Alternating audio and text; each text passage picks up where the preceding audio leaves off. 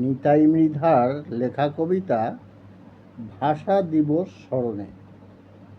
আমার ভাইয়ের রক্তে রাঙানো ২১শে ফেব্রুয়ারি, কেবল বুঝি কথার কথা তোমায়ও ভুলতে পারি।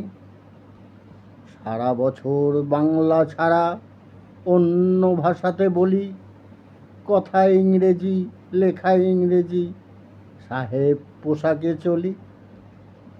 ছেলেমেয়েরা পড়ে সব ওরা ইংলিশ মিডিয়ামে, আগামীতে খুঁজবে তোমাকে ভাষা মিউজিয়ামে।